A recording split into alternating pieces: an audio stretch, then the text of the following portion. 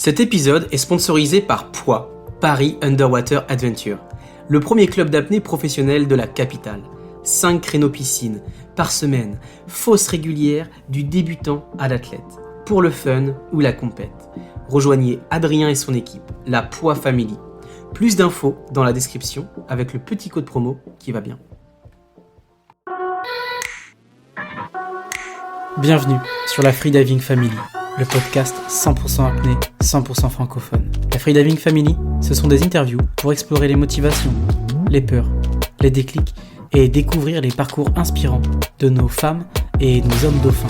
Je suis Julien Moreau, membre de l'équipe de France d'apnée AIDA 2024, ainsi qu'AIDA Master Instructeur. Mais je suis avant tout, comme vous, un amoureux de l'océan et de la communauté apnée. Depuis 2021, je parcours le monde, de Bora Bora au Blue Hole égyptien. Sur ma route, je tends le micro aux freedivers vivant leur rêve de grand bleu. Installez-vous confortablement et bonne écoute à vous. Mais avant, n'oubliez pas de vous abonner à la Freediving Family, le podcast 100% apnée. Cet épisode est aussi soutenu par l'école d'apnée Blue Addictions. Elle est basée dans le sud de la France, à La Londe-les-Morts et Bornes-les-Mimosas. Depuis 2011, Blue Addictions propose des formations AIDA et FFESSM. Vous pouvez vous y former comme MEF1, passer votre RIFA ou encore faire votre AIDA 4. Que vous soyez un club, un débutant curieux ou un apnéiste confirmé, Blue Addictions vous propose des stages variés, des masterclass avec des grands noms de l'apnée, des ateliers sur la compensation avec Federico Mano. Blue Addictions dispose de 2 semi-rigides équipés de potence amovible et de 2 centres pour vous recevoir avec confort. Blue Addictions, c'est aussi une équipe d'apnéistes compétiteurs au niveau international avec la Blue Addictions Pro Team. Merci à l'équipe Blue Addictions de soutenir le podcast Freediving Family. Salut la Freediving Family, Yaorana, Guten Tag, bonjour. C'est Juju, c'est Julien Moreau, votre animateur préféré, et on se retrouve déjà pour un 44e épisode. Aujourd'hui, vous allez avoir la chance de découvrir le parcours et les anecdotes de Gilles Gambini. Gilles, c'est un beau jeune homme de 30 ans, à l'allure athlétique et au sourire communicatif. Tous ceux qui l'ont rencontré pourront vous le confirmer. C'est un homme passionné et passionnant, avec une énergie solaire. Il jongle entre 2 passions. L'apnée en profondeur, qu'il pratique en compétition, l'exploration scientifique en plongée-bouteille, qu'il exerce en tant que professionnel. Pour lui, ces 2 univers sont indissociables. Il pourrait être un athlète pro et vivre de l'apnée, mais il a choisi de continuer son métier de biologiste marin. Sélectionné 3 fois en équipe de France AIDA, il a participé aux championnats du monde en Corse, à Roatan et à Chypre. Cette année, faute d'entraînement et de temps à consacrer à la préparation, il a décliné une nouvelle invitation. Chez Gilles, l'esprit d'aventure, de partage et de dépassement de soi est omniprésent. On le retrouve aussi bien en grande profondeur qu'en montagne, en train de courir ou d'escalader des sommets. C'est un hyperactif, physique et intellectuel, et un compagnon d'aventure joyeux et toujours partant pour un moment convivial. Ah, petite anecdote, Gilles aurait pu devenir astronaute, et ce n'est même pas une joke. Il est ce qu'on appelle un astronaute analogue. Vous découvrirez dans l'épisode ce que cela signifie. Bien plus qu'un simple freediver vertical, amoureux de son câble, Gilles est parti explorer les glaces et les fonds marins aux côtés de grands aventuriers, comme l'équipe d'expédition Under the Pole, ça veut dire sous l'épaule, et le photographe Greg Lecoeur. Bref, je ne vous en dis pas plus, mais une chose est sûre, dans cet épisode, dans ce 44e épisode, vous prendrez une vague de savoir, d'inspiration et d'enthousiasme. Chères auditrices, chers auditeurs, si vous aimez la Freediving Family, pensez à mettre 5 étoiles au podcast sur Spotify et Apple Podcast. Et si vous voulez m'aider à développer ce média unique dédié à notre magnifique sport, devenez tipeur avec seulement 2 ou 3 euros par mois. Et ça me permettra de continuer à développer ce super podcast.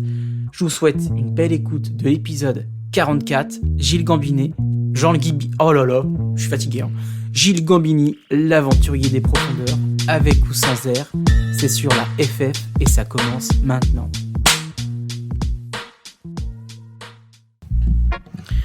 Et non, je vous ai menti les gars, on va pas commencer tout de suite l'interview avec Gilles Gambini. J'ai envie de pousser la chansonnette, j'ai envie de libérer ma créativité et de la laisser s'exprimer sur les ondes de ce podcast. Alors on va mettre un petit beat mi-reggae pour faire du rap, pour faire du slam. Je sais pas, on va voir ce que ça donne. Yalla. Ici c'est la FF, ici y a plus de soucis, ici on parle de la belle vie. Aujourd'hui c'est Gilles le Gambini, tellement heureux de pas avoir lâché l'affaire. L'apnée notre sport, on va pas s'en défaire. La FF, le fer de lance radiophonique de notre sport fantastique. Je crois que j'ai réellement commencé à respirer le jour où j'ai arrêté de ventiler. En apesanteur, dans l'eau je glisse sans peur. Quel kiff pour mon cœur. R.I. vive la bradycardie. De retour à terre, la FF dans les oreilles, mon tympan vibrant, kiffant, dansant sur la voie des grands, des gens de l'apnée inspirants, plongeant, glissant dans l'océan. Pince-nez, vas-y pince-moi. Est-ce que tout ça est bien réel? En apnée la vie est bien plus belle. FF, ici c'est la FF, ici y a plus de soucis. On parle de la belle vie aujourd'hui avec Gilles Gambini. Tellement heureux de pas avoir lâché l'affaire. 44 épisodes déjà les gars, hein. Tellement heureux de pas avoir lâché l'affaire. L'apnée notre sport, on va pas s'en défaire. La FF, le fer de lance radiophonique de notre sport fantastique. Je crois que j'ai réellement commencé à respirer le jour où j'ai arrêté de ventiler. En apesanteur dans l'eau je glisse sans en peur. Quel kiff pour mon cœur. R.I. vive la bradycardie.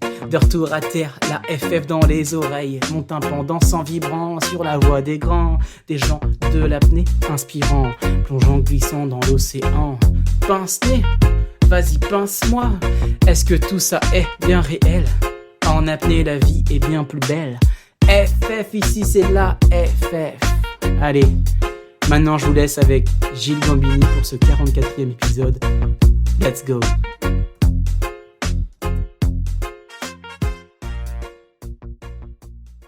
Salut Gilles. Salut, comment ça, Julien?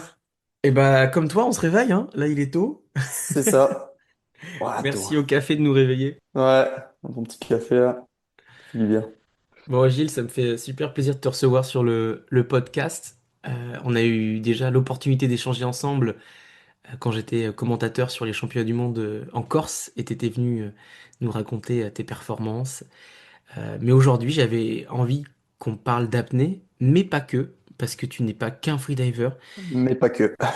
et tu es aussi un scaphandrier qui participe à des expéditions scientifiques. Et quand je suis ton compte Instagram, je vois des photos de toi avec des bouteilles, des recycleurs, des trimix, et j'ai vraiment l'impression que tu me fais voyager un peu dans le Grand Bleu, tu sais. Donc j'avais envie qu'on commence par, pas forcément par parler par d'apnée, mais parler plus de ton côté scaphandrier scientifique. Mais est-ce que pour les auditeurs et les auditrices qui te connaissent pas, tu peux te présenter dans les grandes lignes? Alors, ouais, tout à fait. Alors, effectivement, j'ai plusieurs cordes à mon arc, si je puis dire. Euh, je suis biologiste marin, je travaille dans un laboratoire de recherche. À côté de ça, bah, mon sport de prédilection, effectivement, c'est l'apnée. Et puis après, à côté, je suis plutôt un petit gars de la montagne. Voilà, j'adore me perdre en montagne. Je fais un peu d'alpinisme, d'escalade. Voilà, grosso modo, je pense que ça me définit plutôt bien. Euh, voilà, je suis assez sociable et sympathique. J'aime bien partager des bons moments avec les potes quand j'en ai un peu le temps sur les petits temps morts à côté. Ouais, t'es vraiment un gars de qui profite de la nature et tu aimes courir un peu partout. Et j'avais envie C'est de ça. discuter d'un projet que tu as fait où c'est tout l'inverse. Tu es resté immobile pendant 20 jours pour le projet Vivaldi 3 qui était mené par MNS, l'ESA et le CNES pour Ah, travailler t'es bien sur une... renseigné, hein. Comment? T'es bien renseigné. Eh attends, je fais mon travail. Et c'était pour travailler sur une simulation d'apesanteur. Comment Mhm. c'était, Gilles, pour toi qui est un hyperactif, qui bouge tout le temps, de rester 20 jours allongé pour faire de la recherche sur la simulation en apesanteur? Alors, c'est une excellente question et c'était aussi un très bon test, on va dire, une très bonne expérience à titre perso. J'ai vraiment trouvé ça intéressant déjà de participer à cette expérience, savoir justement comment j'allais un peu réagir au fait d'être cloué à un lit tête en bas pendant plusieurs jours. Donc, c'était 5 jours d'expérimentation et de prise de mesure, 10 jours d'alitement tête en bas ou d'immersion dans une cuve et ensuite 5 jours de récupération parce qu'il y a vraiment besoin de récupération et pareil de prise de tests, d'examens, etc. Bon, les 10 jours réalité, en fait, on n'est pas alité à rien faire. On a quand même énormément d'examens tous les jours. On a de vrais plannings et vraiment, t'as un vrai turnover. Donc déjà, tu as ça qui fait que tu es quand même assez stimulé. Hormis le fait que tu puisses pas vraiment bouger. Voilà, quand on dit Donc t'es allongé, vraiment c'est... resté 20 jours sans sortir de ton lit. Ah ouais, alors non, je t'ai dit, c'est 5 jours de préparation, de prise de constante et de mesure, Ouais. etc. Tu as 10 jours alité et tu as 5 jours ensuite de récupération. Pareil, on prend plein de Ok, mesures, donc c'est etc. vraiment que 10 jours. T'as Et que au 10 niveau des jours. prises de mesure, il prenait quoi? Le rythme cardiaque, les ondes cérébrales, il cherchait à comprendre quoi sur le corps? Alors, on a c'est exactement le même suivi que pour un astronaute. Donc, c'était extrêmement lourd. Les 20 jours, c'était en clinique. Tu es en quarantaine, t'as pas le droit de sortir. Et pendant ces 20 jours-là, on te blinde de tests, mais enfin, c'est des tests que tu feras jamais dans ta vie. Tu les fais qu'une fois, c'est là-bas, quoi. Ouais. Et en fait, je ne pourrais pas te faire un descriptif exactement de tout ce qu'on fait, mais tout ce qui est possible, imaginable et inimaginable, on te le fait. Tu fais des scanners complets du corps, on te fait des échographies de toutes tes artères, de toutes tes veines, en tout cas des principales, échographie du cœur, on te fait des échographies des yeux, on te fait de l'imagerie, on te fait des prises de mesure au niveau de l'audition, des prises de mesure sur l'équilibre, euh, taille, poids tous les matins, des prises de sang. Je pense qu'on nous en a fait sur la totalité de l'étude. J'ai compté, on en avait à peu près une tous les matins. Enfin, au total, une tous les matins. Ils nous remplissaient une dizaine ou une quinzaine de tubes tous les matins. Donc, Wow. donc ça dépote pas mal. Je crois qu'on avait fait, voilà, on a fait une quinzaine de prises de sang au total. On nous a rempli plusieurs dizaines de tubes à chaque fois. Donc c'est extrêmement complet, hein. Et puis t'es allongé, quand t'es allongé tout le long. C'est-à-dire que t'as pas le droit de te lever, Ouais, même tu pour vas aller pas de prendre ta piste. douche Et comment tu faisais ou pour pour aller au uriner alors? sel. Et ben en fait on a un pistolet, c'est ce que les gens utilisent quand ils sont en clinique ou quand ils sont pas habilités à se lever, hein. Donc c'est une espèce de récipient. Tu te mets un peu de côté et tu arrives à uriner à l'intérieur sans trop de soucis. Donc ça se fait pas trop mal. Alors après le côté rigolo c'est qu'on avait un voisin de chambre, on était toujours l'un à côté de l'autre. Ok. Donc voilà, on a un peu tout partagé pendant ces 20 jours. Ok. Et pour déféquer, c'est pareil, il y a un système comme ça dans le lit. Alors là, tu ne fais pas tes besoins à côté de ton binôme, heureusement, parce que le pauvre, Hmm. t'as envie de lui épargner les odeurs, quoi. Mais là, pour le coup, on t'évacue sur un espèce de brancard, en fait, qui est un peu étanche, sur lequel, en fait, tu te sers aussi de brancard pour te doucher. Et là, en fait, on te passe une espèce de petite vasque plate dans laquelle on te met dans la douche et tu fais tes besoins là-dedans. Donc c'est un Ok. peu sportif, c'est un peu acrobatique, mais t'y arrives. Mais le plus important, c'est que le corps reste allongé. Toujours. Allongé, tête en bas, ouais. Tête en Ou bas. immergé, ouais. Et vous avez ils ont découvert quoi après ces 20 jours d'expérimentation? Alors en fait, si tu veux, l'objectif de cette expérimentation, c'est comme tu l'as bien dit, c'est en fait de simuler un état de microgravité chez un individu et derrière, en fait, voir ce qui en résulte. Donc, voir s'il y a des altérations au niveau du corps, s'il y a des adaptations particulières, pour ensuite derrière, encore adapter des contre-mesures, mettre en place des contre-mesures, par exemple. C'est vraiment l'objectif ici pour les séjours longs dans l'espace. Donc, en fait, nous, quand on s'est relevé après l'étude, on a été un peu sujet, en fait, au mal de terre quand on rentre d'un voyage spatial. On a un peu vécu ce que vit un astronaute, c'est-à-dire que sur le premier lever, grosse perte d'orientation, grosse perte d'équilibre, la tension qui n'arrive pas à monter, donc tu t'essouffles très très vite, c'est très très particulier. Donc tu as une vraie désadaptation en fait du corps au milieu terrestre, hein, au milieu, on va dire, sous gravité, gravité terrestre. Et, euh, et tu as une vraie désadaptation. Et derrière, en fait, eux, ils regardent euh, où est-ce que tu as perdu et comment est-ce que tu récupères. Et à terme, voilà, ils mettre en place des contre-mesures. Il y a d'autres études de temps en temps. Il y a des sujets avec contre-mesures, il y a des sujets sans contre-mesures. Et pareil, tu vois, du coup, ils testent des contre-mesures. Quand je parle de contre-mesures, ça peut être par exemple comme ils font dans l'ISS, c'est-à-dire faire du sport dans l'ISS pour justement éviter cette désadaptation de manière trop rapide, quoi. Alors pour les auditeurs qui savent pas ce que c'est que l'ISS, c'est la station internationale qui tourne autour de la planète, où les C'est ça. astronautes ils font 6 mois, ils tournent et ainsi de suite. Station spatiale, ouais. C'est ça, exactement. Bon, du coup, tu as Donc, peut-être contribué à des recherches pour aller sur Mars, si j'ai bien compris. ouais, ouais, tout à fait. Bah, c'est l'objectif. Ouais, bah, c'est vraiment qu'après Pesquet puisse aller faire un tour autour de la Lune ou sur la base lunaire ou même à terme sur Mars en ayant, on va dire, le déconditionnement le moins important possible et être capable de revenir sur Terre en bonne santé après une mission. Hmm. C'est vraiment l'objectif Et tu as eu l'occasion de rencontrer des là, astronautes en ou tout cas, même... de ces études que mène. Ah, ça coupe. Alors non, pas directement. Par contre, on était avec des personnes qui avaient fait les sélections astronautes. J'étais aussi là-bas, il y avait la psy des astronautes pour les sélections et le médecin des astronautes. Donc on était quand même dans un milieu assez fermé. Il y a un astronaute ou deux qui sont passés pendant l'étude, mais moi, je n'étais pas présent à ce moment-là. Mais voilà, enfin, c'est vraiment un milieu très particulier et t'es vraiment dans cette espèce de bulle avec des gars qui sont ultra passionnés, qui sont ultra investis dans leur boulot et c'était vraiment très très intéressant. Et du coup, pour revenir à la question que tu avais posée au départ, ça ne m'a pas posé du tout de problème dans mon hyperactivité, en tout cas, ça m'a pas du tout posé de problème de rester alité pendant 10 jours parce que j'étais extrêmement stimulé de par Hmm. les échanges avec les médecins, le staff, etc. Les soignants, je pense énormément à eux parce qu'ils ont été adorables. Ils se sont occupés de nous comme jamais, ils nous ont chouchoutés, on a rigolé, et le soir ils venaient, on discutait. Enfin, tu vois, enfin, vraiment très très bonne Hmm. ambiance. Les chercheurs, extrêmement intéressants. J'ai eu des vrais gros sujets de conversation scientifique avec eux. Bon, je me suis régalé. D'ailleurs, ils m'ont proposé de revenir faire des interventions et de donner des cours à la fac là-bas.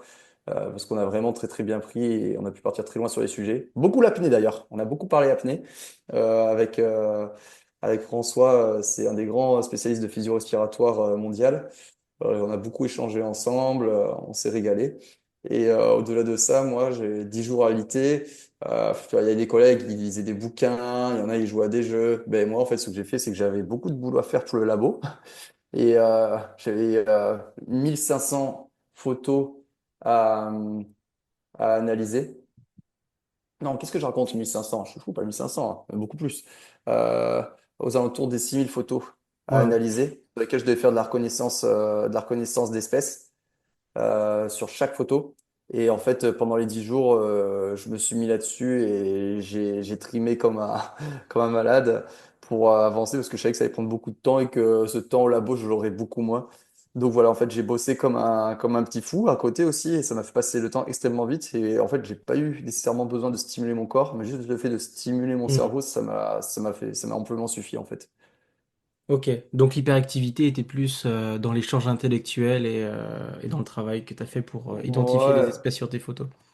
Mais je pense, alors il y a un vrai sujet d'étude, mais je pense qu'un hyperactif, il a juste besoin d'être hyper stimulé, que ce soit physiquement ou mentalement. Hmm. Je pense pas qu'il ait besoin, tu vois, qu'on ait cette image de l'hyperactif qui s'agite dans tous les sens, qui a besoin de bouger. Hmm. Je pense pas que ce soit nécessairement ça. Il y a dû y avoir des études là-dessus, hein, il faudrait s'y intéresser.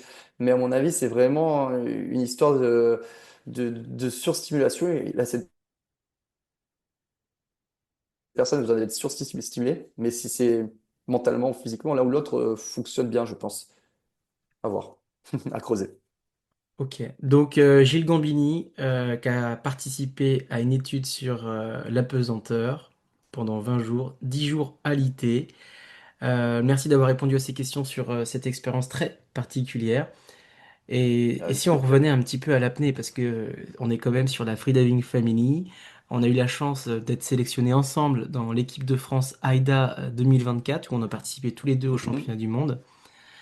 Euh, Tu as participé à un autre championnat du monde AIDA, qui était à Roatan. Ah, Euh, c'était mon premier, ça, ouais. C'était ton 2 ans premier. avant. Ah, Donc, tu as fait deux championnats du monde. 3. T'en as fait trois? Ah, j'en ai loupé un. Ah ouais, bah il y a eu Chypre entre-temps. Chypre, c'était en quelle année? C'était, alors attends, l'an dernier c'était 2024 2024, c'était en Corse, donc Corse. c'était en 2023 Chypre. Ok. Ah oui, donc t'as enchaîné 2022 Roatan, Chypre et ensuite Corse. Voilà. Et cette année, je devais repartir à Chypre. J'avais été sélectionné, mais j'ai gentiment dit non parce que au niveau de la hauteur d'investissement que j'ai eu par rapport aux autres années, je trouvais que je m'étais pas assez investi dans les entraînements. Et Hmm. j'ai fait beaucoup d'autres choses que je n'aurais pas pu faire à un autre moment dans ma vie.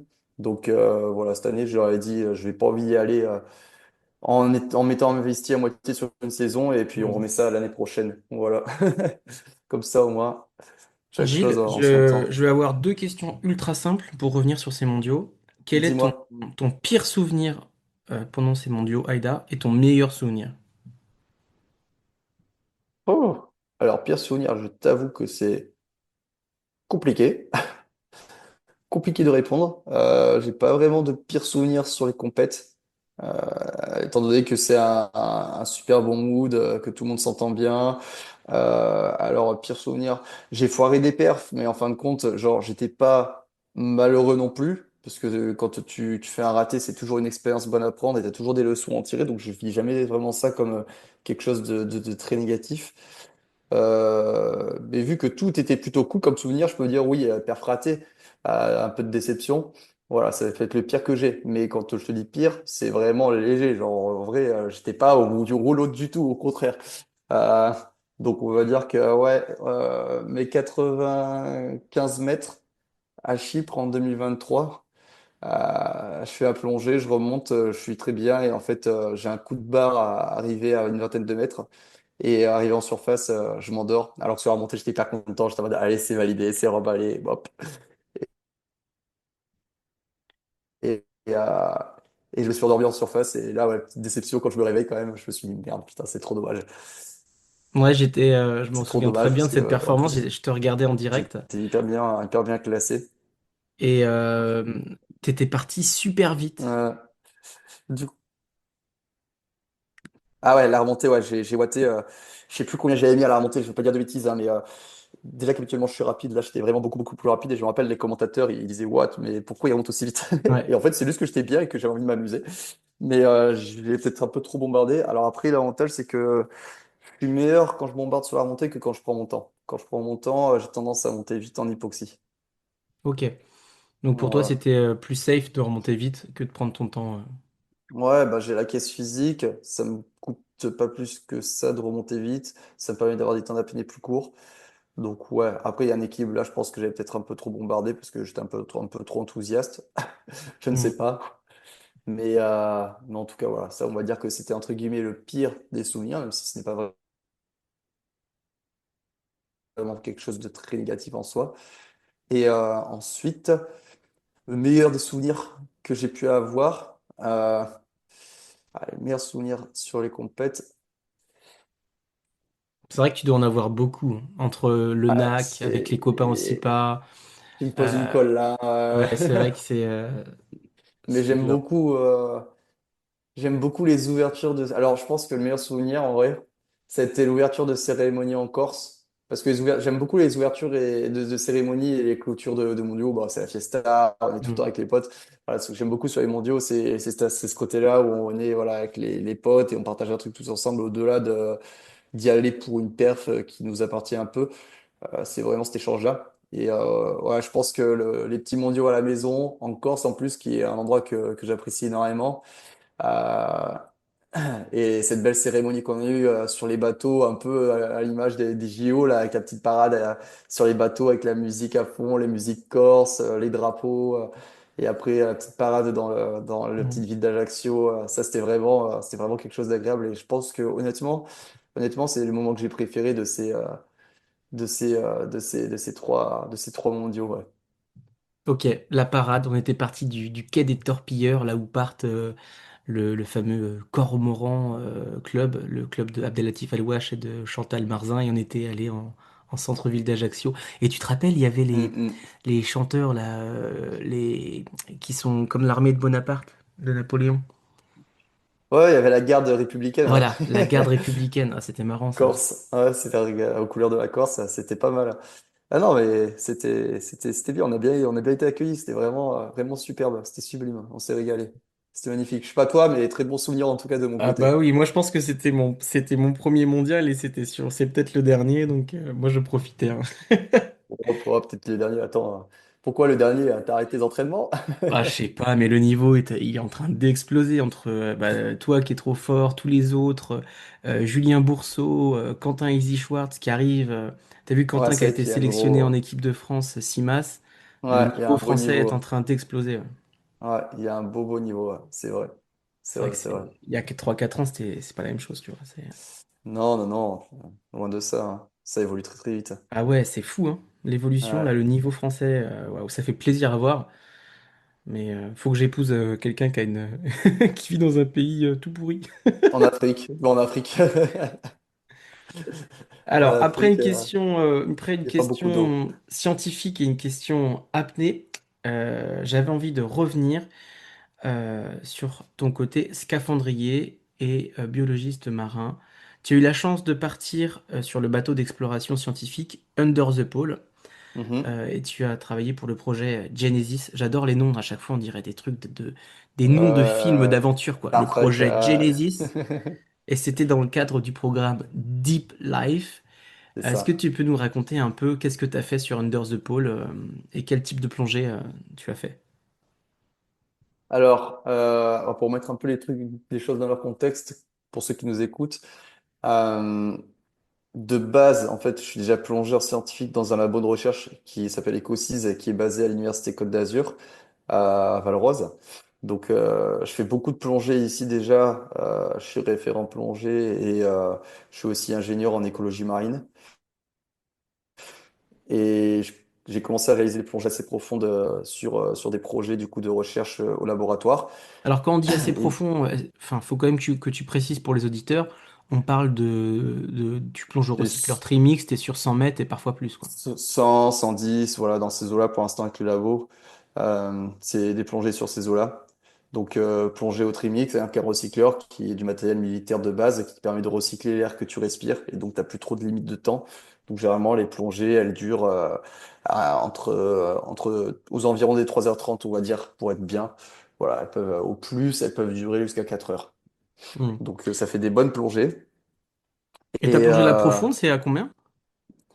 la plus profonde, du coup, bah, c'était avec Under the Pole et elle était à 134 mètres. Alors, quand on Waouh. dit plongée, c'est pas comme des plongées loisirs où on va faire un pic et remonter et faire nos paliers et puis sortir. Nous, on y va vraiment pour travailler. On a des opérations précises à faire au fond. Donc, on y passe du temps et c'est des opérations qui sont toujours plus engagées, hein. Quand on y va pour travailler dans l'eau, c'est pas pareil que quand on y va pour le loisir. Donc c'est un peu plus engageant, on va dire. Et on a Hmm. toujours pas mal de matos. Donc c'est encore des petits trucs à gérer en plus qui rendent la plongée d'autant plus intéressante, je trouve, que juste y aller pour le chiffre. Ouais. Et Et c'est quand vraiment ce tu qui t'es m'a. retrouvé à 134 mètres là, avec Under the Pole, vous étiez dans quel pays et qu'est-ce que vous recherchiez? Alors du coup, c'est pour le projet, comme tu disais, Deep Life. On est parti là-bas. Alors la mission a duré 4 mois. Moi, je les ai rejoints pendant un mois. Et l'idée, Vous en étiez au fait, Groenland, c'est. c'est ça? Pardon? Vous étiez dans quel pays? Non, non, Groenland, alors ça, c'était un truc que j'ai fait avec Greg Lecoeur.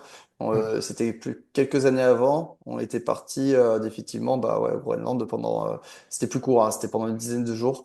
Voilà, pour faire un documentaire image. Hmm. Donc là, en rien à voir, c'était encore une autre mission. Et là, avec Under the Euh, Pole, vous étiez où? Sur cette plongée à Là, on était. 134? Bah, là, justement, on était improbable à Roatan. Là où D'accord. j'ai fait mes premiers mondiaux, qui est une petite île complètement perdue en Atlantique, côté en face du Honduras. En fait, ça appartient à Honduras, hein. Et du coup, quand ils m'ont dit, bon, bah voilà, la mission va être à Roatan, je me suis dit, mais c'est pas possible. Bon, à quel moment je finis deux fois là-bas, quoi? Du coup, trop drôle. Et deux expériences complètement différentes. J'ai redécouvert un peu l'île parce qu'en fin de compte, c'est pas du tout le même style de vie. Là, on est vraiment sur un voilier à une quinzaine de personnes. On vit sur le voilier, on prépare les plongées, on gonfle nos gaz, on fait nos mélanges, on prépare nos recycleurs, on plonge et c'est reparti. Et c'est une vraie routine en fait. Et c'est pas du tout la même expérience que j'ai eue que quand j'étais pour les mondiaux, tu vois, par exemple. Ok. Et donc là, c'était bien le projet Deep Life. Donc l'objectif, c'était d'étudier les forêts marines. Donc en fait, il y avait différents programmes de recherche. Le principal, c'était celui-ci. Et on devait faire euh, un suivi et beaucoup de relevés, surtout beaucoup d'échantillonnage pour étudier en fait les interactions des écosystèmes dans ce qu'on appelle les forêts marines, c'est-à-dire des endroits où on retrouve un peu une dynamique forestière comme en terrestre via des forêts de Gorgone. Donc on a vraiment ce concept de forêt, de canopée, de sol, avec les différentes interactions. Et l'idée, c'est de voir un peu comment est-ce que tout ça, ça interagit, pardon. C'était extrêmement intéressant. On a eu beaucoup, on a récolté énormément de données sur plein d'aspects différents, que ce soit dans la colonne d'eau, les sédiments, la taille des gorgones, l'âge des gorgones, les populations génétiques, idem pour les éponges, les populations de poissons. Vraiment, c'était un spectre très très large. On a fait de l'ADN environnemental, c'était un spectre très large. On a vraiment posé plein d'instruments, on a fait plein de relevés. Et du coup, c'était partagé avec plusieurs laboratoires de recherche qui, à présent, font des analyses de ces données. Donc, très intéressant. Et l'idée, c'était également d'appuyer la création d'une aire marine protégée étendue à la zone profonde, un peu comme il y a eu en Grèce il y a quelques mois. Je sais pas si tu as vu. Non. Euh, alors, en Grèce, tu as une aire marine protégée, j'ai plus le nom, là, il me reviendra. Il y a une aire marine protégée qui s'est extendue au-delà des zones actuelles, en fait, et qui a englobé la zone mésophotique, donc la zone profonde, parce qu'en fait, Under the Pole y a été. Ils ont fait un inventaire de tout ce qu'on y trouvait et une vraie étude. Et en fin de compte, ils ont pu démontrer que c'était une zone extrêmement riche et sensible, qui était importante à protéger. Et du coup, bah, l'extension de cette aire marine protégée a été votée par Conseil d'État. Et c'est une vraie réussite parce que il me semble que c'est la première fois qu'une zone profonde en fait est vraiment intégrée au sein d'une aire marine protégée et est vraiment réellement protégée avec des vraies mesures de protection. Ok. Et là en fait pour Watan c'était un peu le même objectif. Donc c'était de protéger, de montrer en fait la richesse et l'importance de préserver cet habitat profond et voilà, donc il y avait une étude de recherche dessus sur laquelle il va y avoir des papiers scientifiques. Et il y a aussi cette idée d'extension d'aire marine protégée qui est vraiment très intéressant et qui est vraiment très important quand on voit de par nous-mêmes la richesse de ces Hmm. zones et la rareté de certains organismes. Voilà. Donc là, ça se présentait un peu sous forme de station scientifique. On avait un site sur lequel on allait régulièrement faire nos relevés, avec des zones in, des zones out, donc des zones dans le sable en out et des zones au milieu des gorgones en in, où on faisait tous nos relevés. En fait, d'avoir l'un et l'autre, ça nous permet d'avoir, en fait, entre guillemets, d'avoir des comparaisons entre l'existant. Et, et là, en fait, tous les jours, on venait, on posait plein d'instruments scientifiques, on faisait des mesures, on renvoyait du matos scientifique en surface qui devait être voilà, renouvelé ou rechargé, ou sur lequel il fallait qu'on récupère des échantillons, qu'on revenait installer plus tard. Tu avais un vrai turnover des instruments comme ça. Nous, à chaque fois qu'on était sur la zone, on en profitait pour faire des relevés supplémentaires. Voilà, et là, on tournait entre 70 et 90 mètres sur ces relevés-là. Hmm. Donc, Un peu profond. voilà, donc on plongeait tous les jours. Au fond, on restait entre 40 et 50 minutes strictes sur ces profondeurs-là à travailler. Et après, on remontait, on faisait nos paliers sur la barrière de corail, donc ce qui est plutôt agréable, hein, parce que contrairement à des plongées dans le bleu où tu fais des Hmm. paliers de 2 heures dans le bleu et que tu t'ennuies un peu des fois, je t'avoue, bah là pour le coup, tu es sur le récif et t'as pas le temps de t'ennuyer, quoi. Tu prends les GoPros, tu fais de l'image, tu fais de la vidéo, tu fais de l'illustration avec les copains, tu essaies de voir un peu de trois espèces, t'en profites pour échantillonner d'autres trucs. Non, franchement, les plongées étaient vraiment agréables. En plus, c'est de l'eau chaude, hein, elle est à 28 degrés l'eau, donc on Hmm. n'avait pas vraiment froid, on était avec des combis assez fines. Et voilà, et puis on a fait un peu des excursions à 130 mètres et plus également, où là c'était assez lunaire, hein. L'eau est très très claire là-bas. Et si tu veux, t'as un espèce de nuage aux alentours des 110 mètres. Alors, Ok. tu es dans de l'eau extrêmement claire, hein, tu as 30, 40 mètres de visible. Et en fait, tu passes ce nuage-là, et en dessous, c'est encore plus clair. Quand tu lèves la tête, tu vois le nuage, tu te dis, mais à quel moment il y a un nuage au-dessus de ma tête, alors qu'au-dessus, tu as déjà une visibilité de 40 mètres. Et là, tu regardes en dessous de toi, Et en fait, et en fait, l'eau, alors, elle est froide, mais elle est cristalline. Et en fait, là, tu tombes, tu regardes ton collègue à droite, tu regardes ton collègue à gauche. Alors, on est blindé d'éclairage. C'est assez épique comme image. On est sur une espèce de tombant gigantesque. En fait, en fait, t'es en sortie de récif, tu sais, tu connais un peu Polynésie, Ouais. etc. Tu as la barrière de récif, ta barrière de corail, et puis derrière, tu as un tombant avec un plateau, un premier gros plateau, et puis tu as un autre tombant avec un autre plateau, etc., etc. Et cetera. Et ça va jusqu'à très très profond, ça.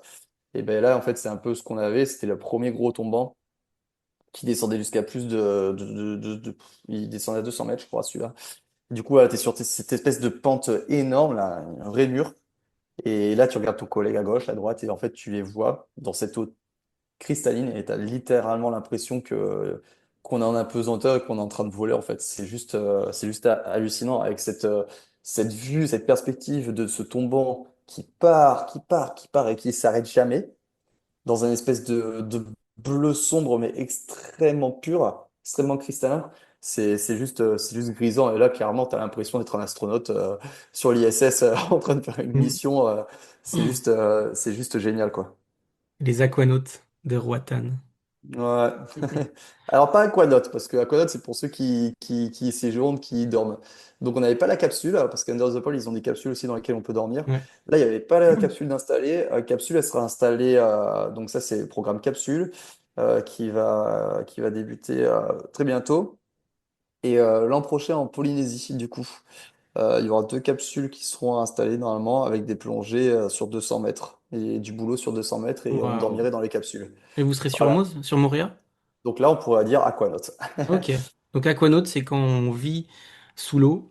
Et C'est ça. scaphandrier, c'est quand on remonte dans la journée.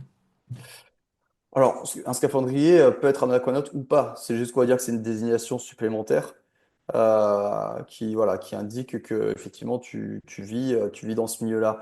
Euh, Alors, après, quand tu parles du terme de scaphandrier, alors effectivement, je suis scaphandrier. Ce qu'on appelle plutôt scaphandrier, ce sont les commercial divers, c'est-à-dire les gens qui sont classés 2A.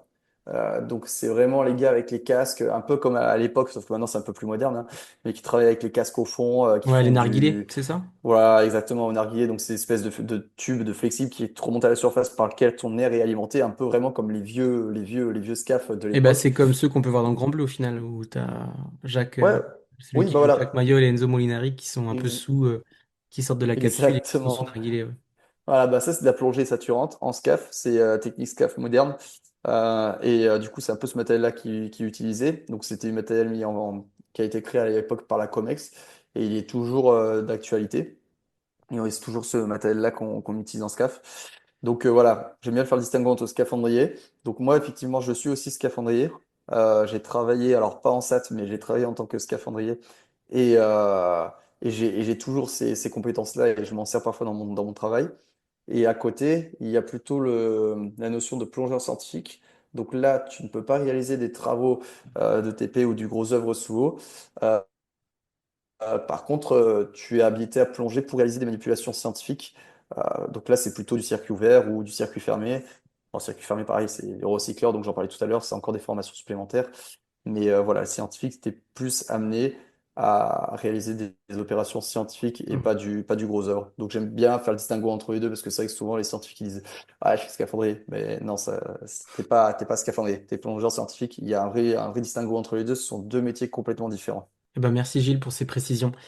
Gilles, je vois que tu es passionné par le milieu de la recherche scientifique, de la plongée en plongée bouteille ou en recycleur, mais que tu es amoureux aussi de l'apnée et de la monopalme. Est-ce que tu arriverais à choisir, si tu ne devais en choisir que l'un des deux, est-ce que tu choisirais l'apnée ou tu choisirais la plongée en bouteille? Alors, très compliqué de te répondre parce que en fait, depuis que je suis gosse, j'ai été baigné dans les deux tout de suite en parallèle. Pour moi, l'apnée, c'était plus, en fait, c'est plus un loisir, si tu veux.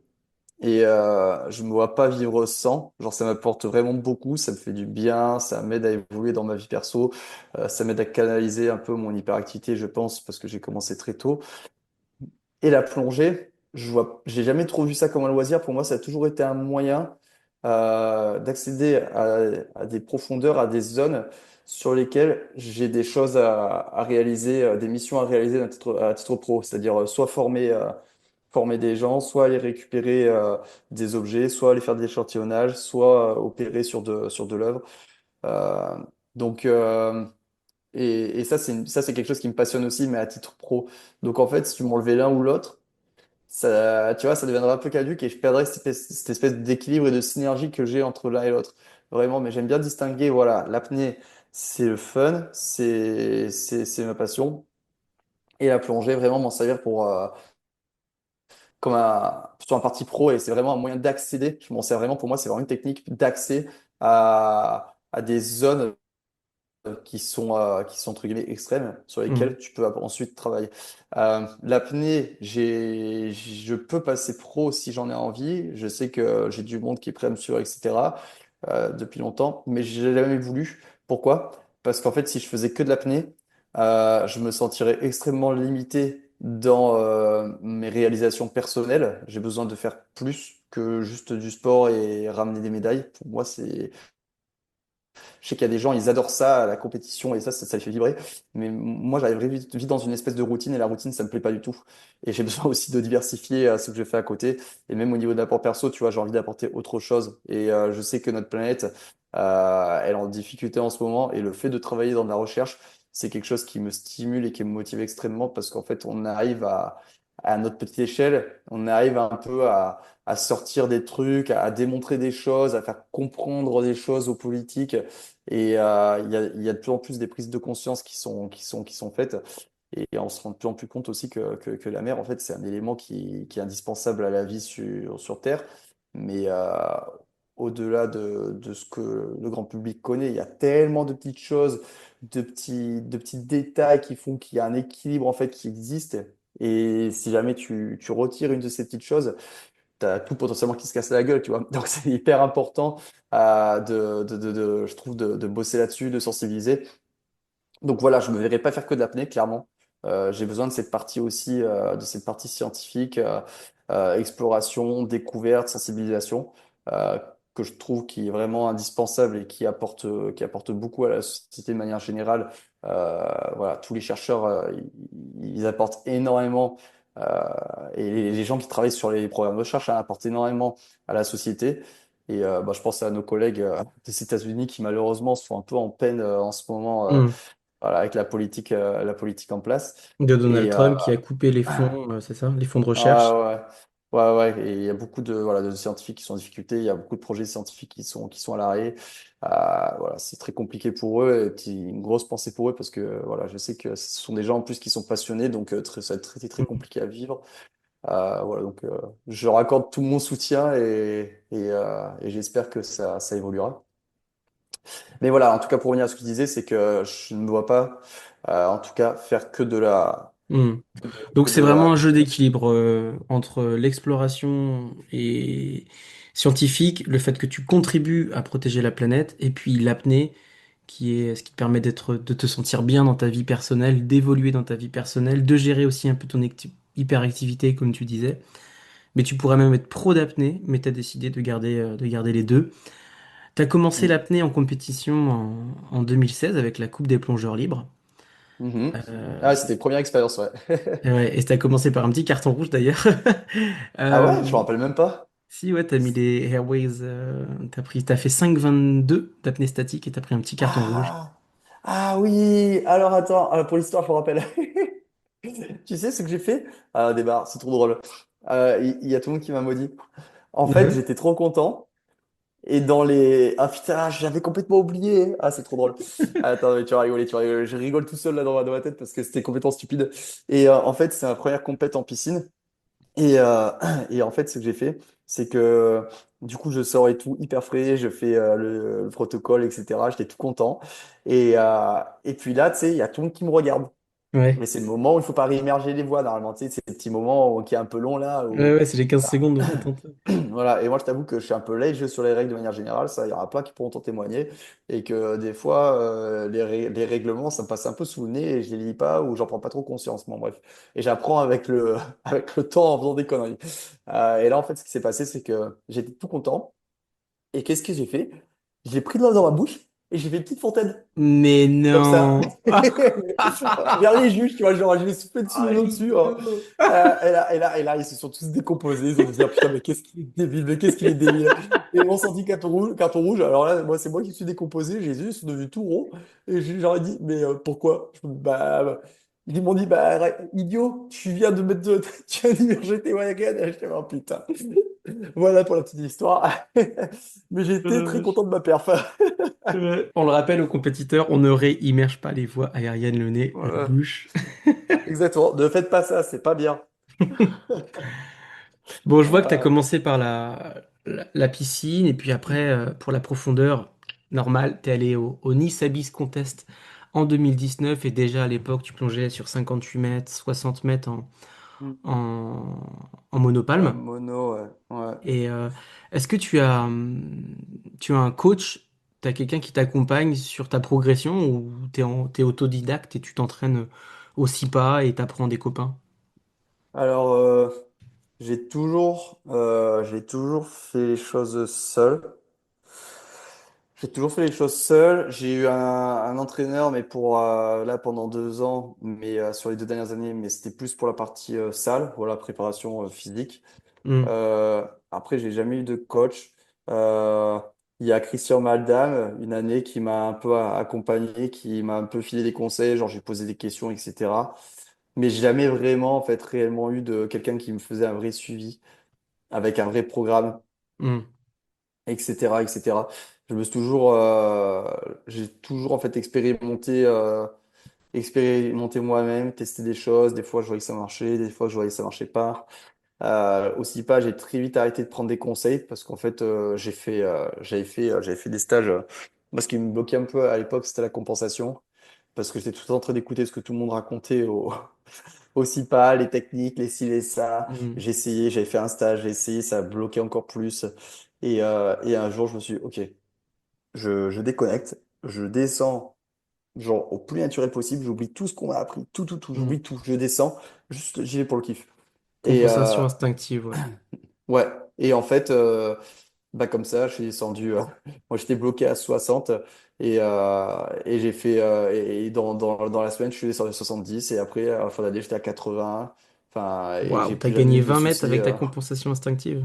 Ouais, et j'ai plus jamais eu de soucis. Et en fait, depuis, je fais ça et dans une saison, je tourne peut-être 2 fois et c'est tout. Waouh. Sinon, ça foire quasiment jamais. Donc, tu vois, les conseils, ci et ça. C'est bien, ça marche, mais ça a ses limites aussi. On est tous différents, on a tous un fonctionnement différent. On est tous foutus différemment, on pense tous différemment, notre cerveau est tous, il est tous Hmm, différents. Et ils sont tous différents, pardon. Et en fait, je pense que il faut prendre des choses, mais il faut aussi savoir s'adapter et apprendre à se connaître. Alors hmm, c'est vraiment le plus important.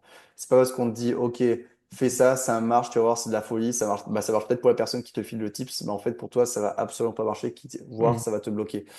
Donc, ça, c'est le petit conseil que je file. Voilà, si on vous donne des conseils, testez, prenez-le, mais n'en faites pas une vérité absolue parce que si vous dites putain, ça marche pas et que vous essayez de trop forcer là-dessus et de trop rentrer dans ce truc-là, mais en fin de compte, vous risquez plus de perdre du temps et de vous bloquer qu'autre chose. Enfin, en tout cas, c'est mon expérience perso. Et après, j'ai toujours évolué à titre perso. J'ai des progressions très rapides avec plus de 10 mètres par saison. hmm. Et la première année, j'avais mis 20 ou 25 mètres, je crois, sur mon max. C'est énorme. Ouais, passer les 60, ça commençait un peu Hmm. à faire. Ouais, c'est énorme. Et, euh, et là, je t'avoue que je commence à arriver sur des limites. Alors après, c'est compliqué. Alors, je me dis, OK, il faudrait que j'ai un entraîneur si je veux aller plus profond. Mais en fait, la vraie limite que j'ai, je pense que c'est que, bon, je bosse, j'ai un 35 heures en labo, je plonge à côté. Bon, c'est pas un vrai 35 heures, je bosse beaucoup plus en réalité.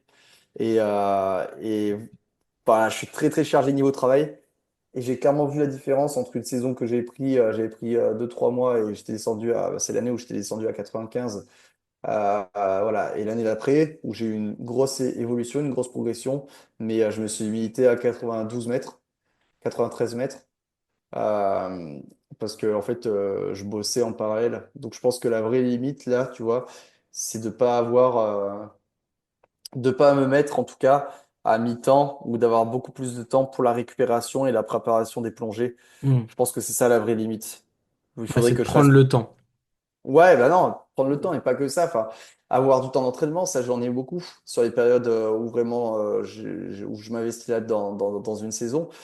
Mais tu vois, la récupération, l'optimisation de la récupération.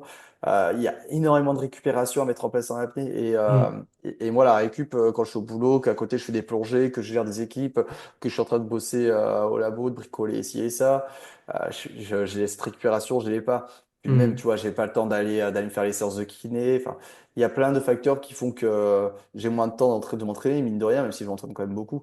Et en fait, il y a plein de facteurs qui font que forcément, mes performances après, elles vont être moins efficaces. Donc ça, je sais que c'est un des gros leviers qui ferait que je pourrais progresser, au-delà d'avoir un coach. Et après, un autre levier, effectivement, sur lequel je pourrais jouer, c'est avoir un coach pour avoir une préparation, on va dire, alors un coach, trouver le coach qui te convienne déjà, parce que si tu trouves pas un coach qui te convient, tu as moyen de foirer au niveau de ta progression. Mais trouver un coach vraiment qui te convienne, qui a un programme qui te convient, et ben ça te permettrait de gagner du temps et d'améliorer mes performances tout en travaillant en parallèle. Et ça, c'est pas quelque chose que j'ai mis en place encore, tu vois. Hmm. Et ralentir le boulot, j'ai clairement pas envie. Donc, Ouais. Faut il trouver un faudra coach qui arrive que à gérer je trouve un avec coach à jour. ton métier et ta vie d'athlète. Et d'ailleurs, ça me fait très plaisir Ouais. que tu parles de récupération parce que c'est souvent quelque chose que j'ai du mal à faire comprendre à mes coachés. Je pense à mon élève Quentin Régnier, qui est devenu un bon copain et qui commence à plonger de plus en plus profond. Et à chaque fois, je lui disais, Quentin, ce soir, tu ne vas pas courir 10 kilomètres et tu ne vas pas à la salle de sport. Tu dors, tu récupères. Et il l'a compris que au bout de 2, 3 semaines à Dahab, où il plongeait presque tous les jours. Et il faut rappeler aux athlètes et aux débutants que la récupération en apnée profondeur, ça fait vraiment partie de l'entraînement. Ouais, ouais, bah, tout à fait, hein. Bah, moi, je sais que j'ai un peu eu ce problème au départ aussi. Et, euh, et c'est vrai que c'est quelque chose qui est extrêmement important. Et de toute manière, on n'a pas inventé le feu, hein. Il n'y a qu'à regarder les autres sports à haut niveau, en sachant que généralement, ces autres sports sont moins traumatisants physiologiquement que ce qu'on subit lors d'une apnée profonde. Tu regardes déjà ce qu'ils mettent en récup. Alors, c'est pas que de la récup passive, hein, il y a beaucoup de récup active aussi. Tu regardes ce qu'ils mettent et ce qu'ils chargent en récup. C'est énorme et c'est indispensable en fait. Alors nous, avec ce que ramasse notre organisme sur une plongée profonde, je peux dire qu'on a intérêt d'en Mm. mettre de la récup, ouais. Et ça, il faut vraiment que tout le monde réussisse à l'assimiler parce que c'est pas anodin. Et les risques de blessures, en apnée, ils sont réels et c'est pareil, ils sont pas anodins. C'est pas une petite froissure musculaire ou autre chose que tu peux te faire en athlétisme. Non. Donc ça, faut être extrêmement vigilant. Il faut s'inspirer aussi des autres sports à haut niveau qui ont déjà mis en place un paquet de protocoles, quoi. J'ai souvent des gens qui me disent, oui, mais pourquoi vous êtes fatigué? Votre effort, il dure que quelques minutes. Vous coulez, vous palmez pas forcément jusqu'au fond.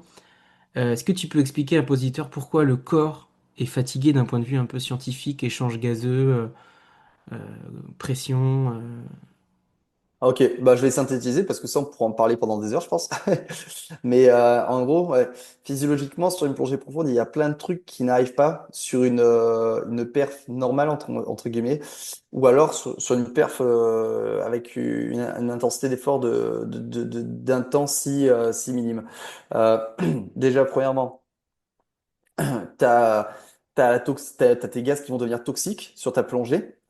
Donc tu vas subir physiologiquement quelque chose qui n'est pas normal pour le corps. Donc imagine demain il y a quelqu'un qui fait un malaise, ouais, c'est pas physiologiquement c'est pas normal, genre il va revenir de son malaise, il va être crevé. Bah nous c'est pareil. En fait, il y a les gaz qui vont devenir toxiques pour l'organisme. Donc il y a différents gaz qu'on a dans nos poumons avant de partir, hein. On a l'azote, vous savez que bon, je résume, hein, mais voilà 80% grosso modo d'azote dans l'air et 20% d'oxygène. Ça, c'est ce qu'on a dans les poumons quand on part sur une plongée profonde. Euh, Dès lors qu'on va commencer à passer même les 30 mètres, l'azote va commencer à devenir toxique. Donc, on va subir la toxicité de ce gaz-là, qu'on peut vivre via ce qu'on appelle une narcose.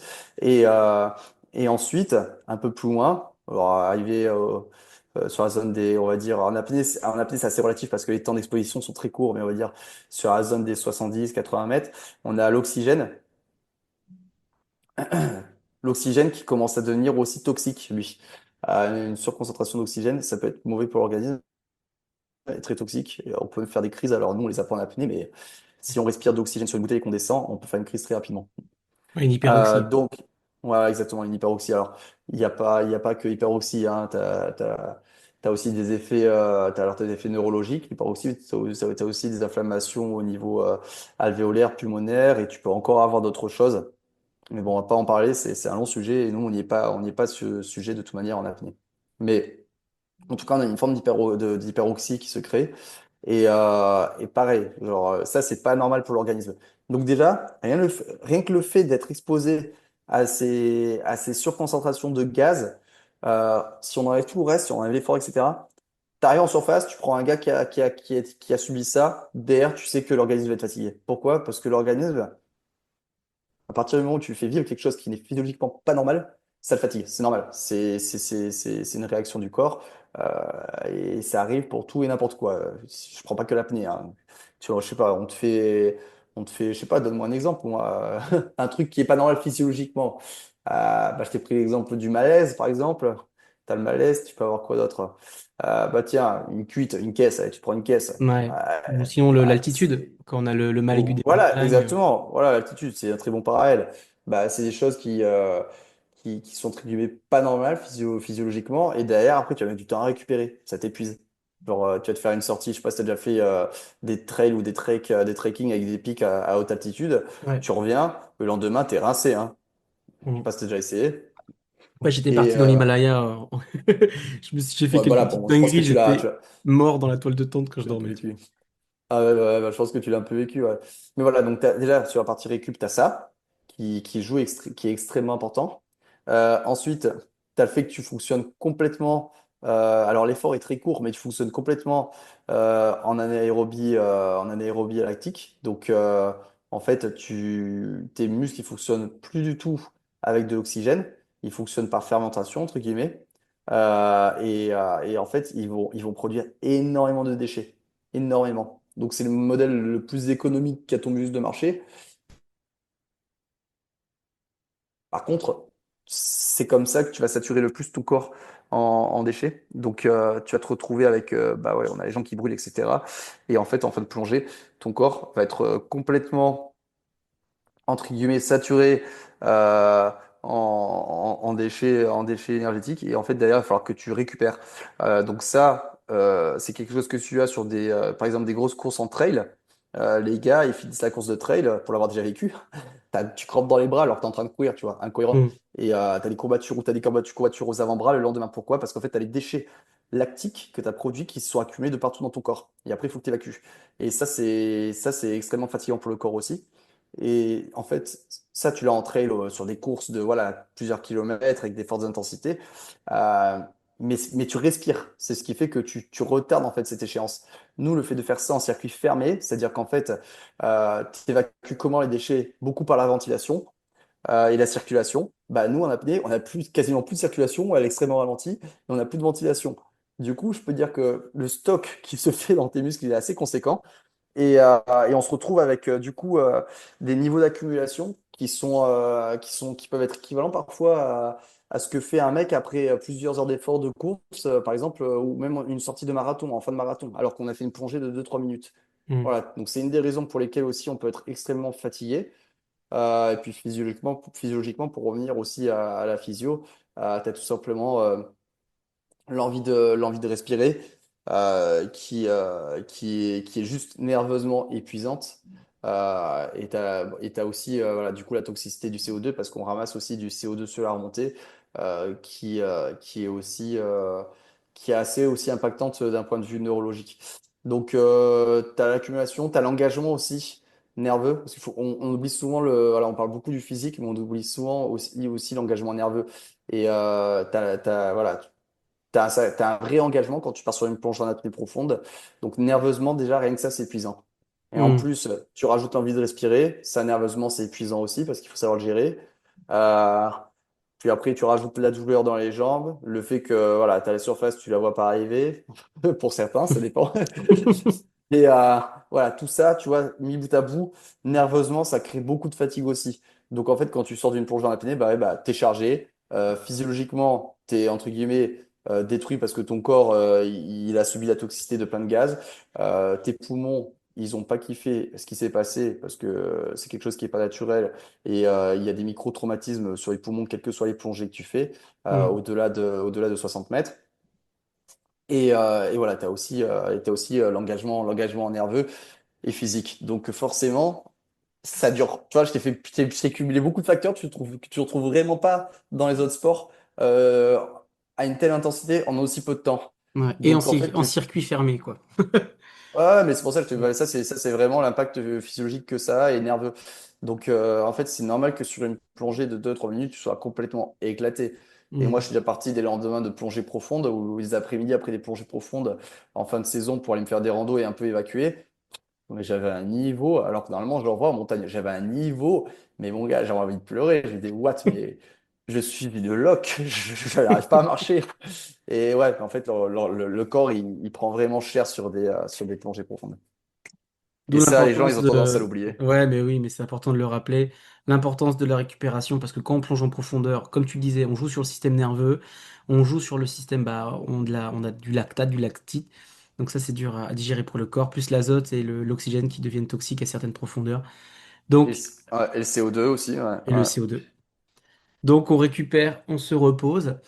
Euh, Gilles, tu as eu l'opportunité aussi de plonger en apnée, pas forcément que dans des eaux chaudes, mais aussi dans des eaux froides, autour de glaciers. Est-ce que tu peux nous raconter ces expériences de plongée au Groenland avec les glaciers? Alors ouais, le Groenland, c'est une sacrée expérience aussi. Bah, je remercie au passage Greg Lecoeur hein, qui m'a permis de vivre cette expérience avec lui, hein. On était tous les deux. Euh, donc, on était parti pour un documentaire et c'était assez extraordinaire. Alors, on n'était pas vraiment sur les glaciers, on était plutôt sur la banquise au départ. Et après, on est parti dans un fjord, du coup, où on a évolué sur la banquise et sur des icebergs, du coup, bah, qui se détachaient des glaciers qui étaient en amont, hein, pour petit rappel du fonctionnement, en fait, Hmm. les icebergs, ce sont vraiment des morceaux, non pas issus de la banquise, qui est l'eau de mer qui gèle, mais en fait, les icebergs sont issus des glaciers que tu as en amont des fjords ces glaciers, ils rentrent petit à petit dans la mer, dans les fjords, ils se détachent, ils se cassent, et ensuite, ça te fait des gros blocs de glace qui se baladent le long du fjord et qui finissent par sortir en pleine mer, voilà, jusqu'à ce que ça rencontre le Titanic un jour et que ça fasse plouf. Et qui Et est ils peuvent aller très très l'Ocean Gate à loin. côté. C'est ça, et ces morceaux de glace, ils peuvent aller très très très très, très loin. Et, euh, et du coup, ouais, assez extraordinaire. Déjà là-bas, la culture inuit est magnifique, est très très belle. Les gens sont vraiment adorables. Euh, Bah, ils sont c'est américains assez. maintenant, non? Ça n'a pas été racheté par Trump?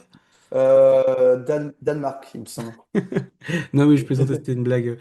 Ouais, ouais, Par c'est Trump, Dan. Ouais. bientôt, bientôt. Et, Ouais. euh, et du coup, alors ouais, alors je peux pas parler juste des plongées, il faut que je parle de la culture là-bas aussi. Déjà, quand tu arrives là-bas, il y a tellement rien. Tu regardes avec quoi ils ont réussi à vivre, ces gens-là, et dans les conditions dans lesquelles ils ont réussi à vivre, tu te dis waouh, mais c'est tellement improbable. Enfin, comment est-ce que des mecs ils ont réussi à vivre pendant des décennies comme ça, dans ces conditions-là? C'est assez extraordinaire. Ils sont ultra débrouillards, ils savent vraiment Hmm. tout faire. Ils sont extrêmement gentils. Et, euh, et voilà, après le paysage, le contexte, enfin, c'est lunaire, hein. T'es là-bas, t'as l'impression d'être sur une autre planète, hein. T'es déconnecté de la réalité. T'étais allé à quelle période? Alors, on y a été début de printemps, donc autant te dire que c'était l'hiver. Hmm. Et l'accès très inaccessible. En plus, on était côte est, donc c'est vraiment la zone la plus sauvage, la plus reculée. Euh, T'as une seule ville. Bon, quand je dis une ville, c'est tout petit, hein, Hmm. qui est là-bas. Et de là, après, on est parti pendant plusieurs heures pour arriver jusqu'à un fjord. Donc, on a fait des heures et des heures de traîneau et de motoneige. Euh, et puis après, tu arrives à des endroits. Enfin, c'est une cabane au bord du fjord. Tous les matins, tu avais des icebergs différents, qui passaient devant avec des formes différentes. Tu avais des machins, tu avais des cathédrales qui étaient passées devant. Waouh. Tu te dis, what, mais à quel moment ça peut exister des trucs comme ça? C'est énorme, c'est gigantesque. Et, euh, Ils ont tous des formes différentes à l'extérieur ou en dessous de l'eau. Hmm. Ce qui est génial, c'est que on plongeait dessus. T'avais pas deux fois le même. Alors effectivement, t'avais pas les mêmes formes, mais t'avais aussi mais pas deux fois la même formation.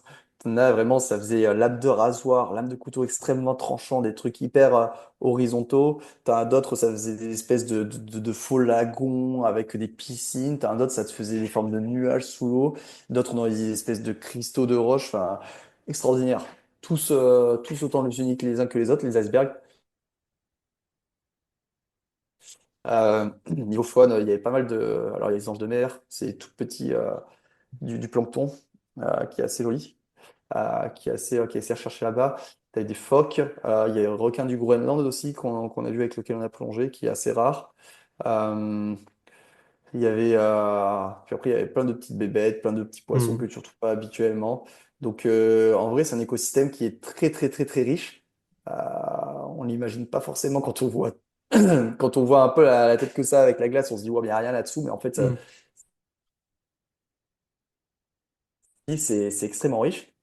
Beaucoup de plancton, beaucoup de krill. Alors, beaucoup de baleines aussi. Malheureusement, on a vu que des mortes parce que bah, là-bas, ils s'en nourrissent. Hein, ils ont pas grand-chose à manger. Donc, les baleines, c'est partie de leur régime. Donc, on était sur un cimetière de baleines plongées. Et c'est vrai que c'est assez impressionnant. Alors, je vais pas dire désolant parce que du coup, c'est pas de la pêche qui est industrielle du tout. C'est traditionnel. Eux, c'est indispensable à leur survie. Mais c'est assez impressionnant de voir ça, ouais. Donc les Inuits Et pêchent les baleines, ça fait... ils sont... Après, c'est contrôlé, je suppose, pour maintenir les populations de baleines de manière correcte.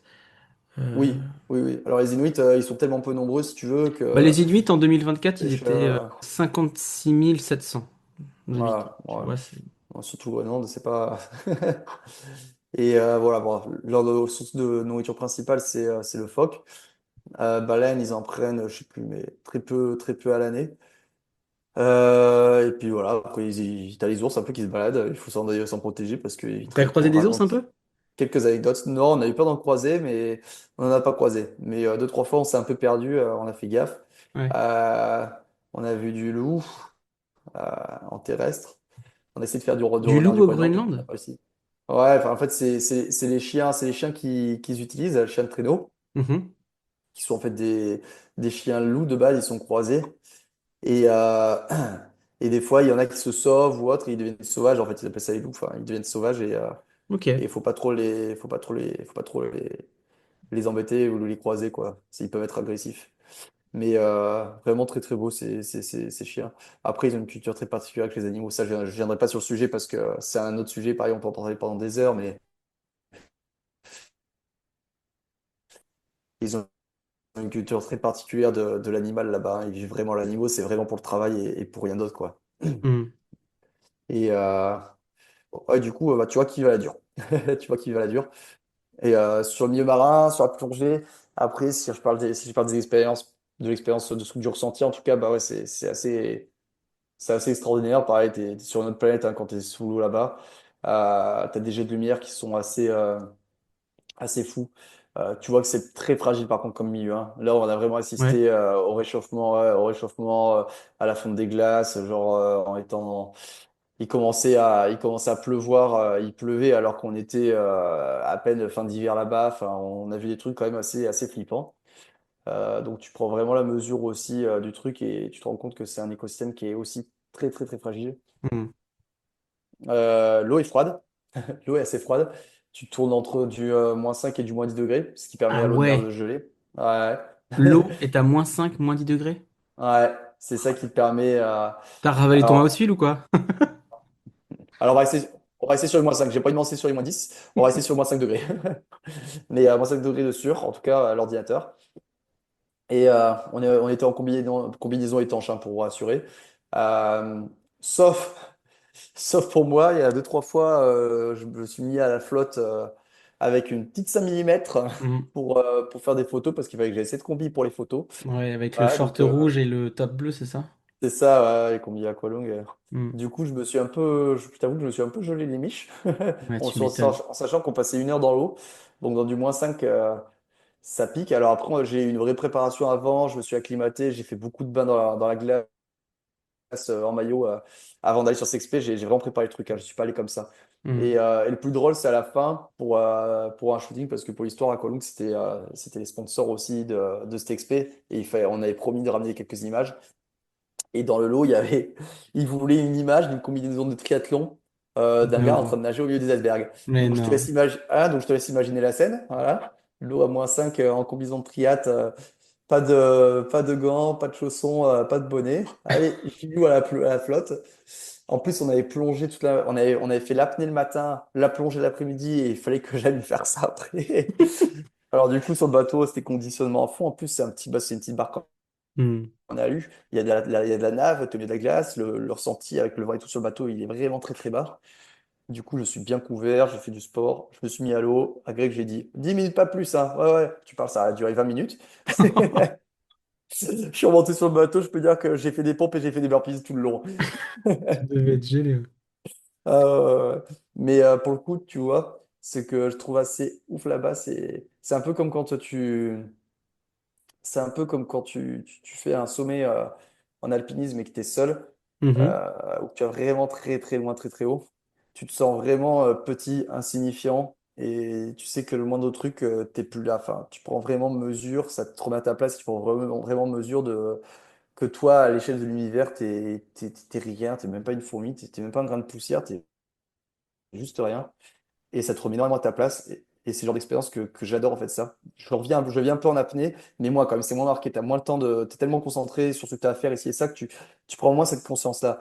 Mais là-bas, j'ai vraiment senti pleinement. Parce que déjà, il y a le fait que tu sois complètement isolé, le fait qu'il n'y ait pas de secours, genre t'as une merde, t'es cuit, un peu comme en montagne. Hmm.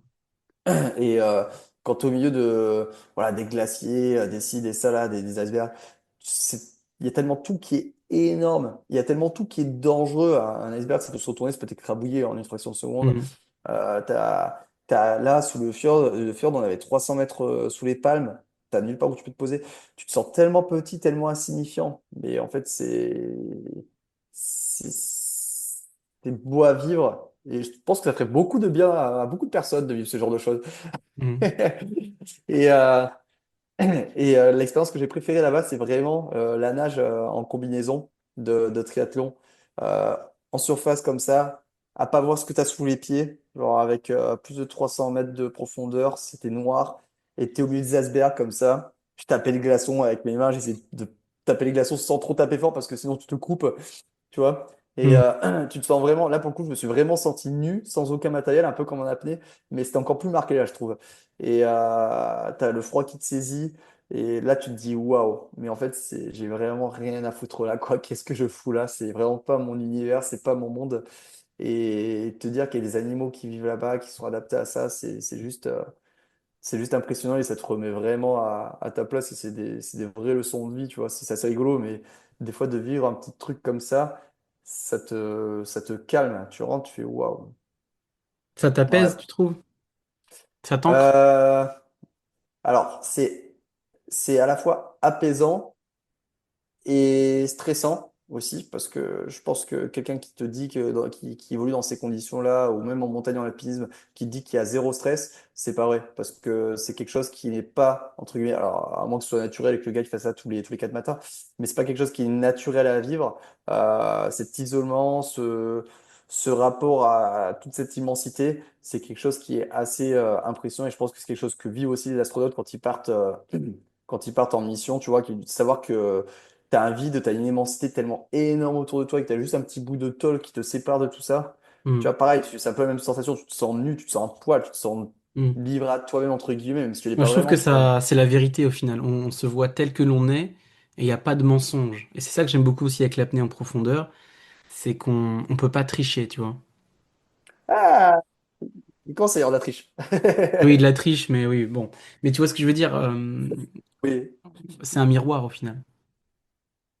ouais, ouais, bien sûr. Mais oui, la triche, il commence à y en avoir là. On n'est pas très content. Mais ça, d'ailleurs, ça va faire l'objet d'un sujet antidopage. C'est quelque chose que je Ah, prépare. ça, c'est bien ça. Il faut. Mais malheureusement, c'est comme dans tous les sports au haut niveau, quand ça commence un peu à se développer, il y a un moment où ça finit par arriver, quoi. Et moi, je suis hyper attristé de ça parce qu'à la base, tu vois, ce sport, je l'avais aussi choisi pour ça. Parce que je voulais faire du sport de haut niveau, mais j'avais pas envie d'être dans une espèce de spirale où les gens prennent des produits et tout, et où toi on te propose de prendre des produits. Moi, j'avais des potes qui étaient en cyclisme, ils m'ont raconté des trucs, ça m'a fait halluciner. Ouais. D'ailleurs, ils ont arrêté à cause de ça. Et moi, j'étais assez content d'être dans un milieu sain comme celui-ci. Et là, de voir comment certaines choses évoluent, bah ouais, ça t'attriste énormément, quoi. Et puis même moi, pour les compètes, tu vois, avant, j'avais envie de faire des trucs un peu énervés, de faire des podiums. Maintenant, je me dis, bah, écoute, à quoi bon, j'ai pas envie de me pourrir la santé pour une pauvre médaille. Donc, Mm. que les gens qui veulent se pourrir la santé pour gagner trois sous le fassent, mais moi, c'est pas du tout ma vie. Et c'est aussi une raison une des grosses raisons pour laquelle j'ai pas envie de passer pro en apnée. Mm. Ah, c'est une des raisons carrément. Ah Mm. oui, clairement. Alors à l'époque, alors avant, il y avait pas que ça. Ça faisait pas partie ça faisait pas partie des facteurs qui faisaient que je ne voulais pas. Tu vois, je les ai exposés tout à l'heure, hein. Moi vraiment, c'est avoir un vrai équilibre. Mais là, si en plus tu me dis, voilà, si en plus tu me dis, bah il y a du doping dans ce sport à haut niveau, là je te dis encore plus, bah non, alors non merci, c'est mort, je serai pas pro. Bon, Gilles, on arrive un peu sur la fin de cet épisode et il me reste trois questions. Yes. C'est des questions un peu loufoques, euh, mais c'est pour qu'on continue de diverger. Si tu pouvais voyager dans le temps et dans l'espace, à quelle époque irais-tu et où et pourquoi? Ah, alors, dans le temps et dans l'espace. Est-ce que tu Euh, rejoindrais Jacques Mayol? Est-ce que tu Ah non, je rejoindrais pense Cousteau? que non, je pense que je rejoindrai Neil Armstrong et Aldrin pour le premier pas sur la Lune. Ah, Clairement. le premier pas sur la Lune. T'es passionné tout de même par l'exploration spatiale? Spatial, ouais, ouais, bien sûr. En fait, de famille, on est un peu dans le. Alors de base, moi j'ai une famille qui est plutôt paysanne. Après, ma mère était dans l'astronomie, elle était animatrice en astronomie. Du coup, j'ai eu droit un peu à plein de cours là-dessus quand j'étais gosse. Et j'ai adoré le spatial. Et mon parrain, lui, travaille à Thales Alenia Space sur des gros projets. C'est notamment lui qui est responsable des premières créations de constellations de satellites. C'est Donc, quoi une constellation de satellites? il est assez coté dans le milieu.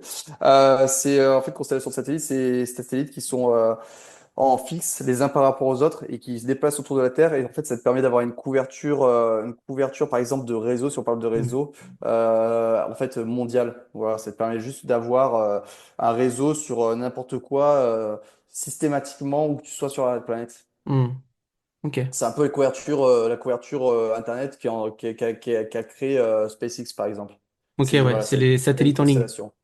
Voilà, ça c'est quand ils partent ça c'est quand ils partent sur orbite donnée et sur le point de déploiement et ensuite ils se déploient les uns par rapport aux autres. Ouais, c'est Ouais, ça. Ça c'est c'est un très peu impressionnant à voir. le délire. Quand on va C'est dans le impressionnant. Ouais.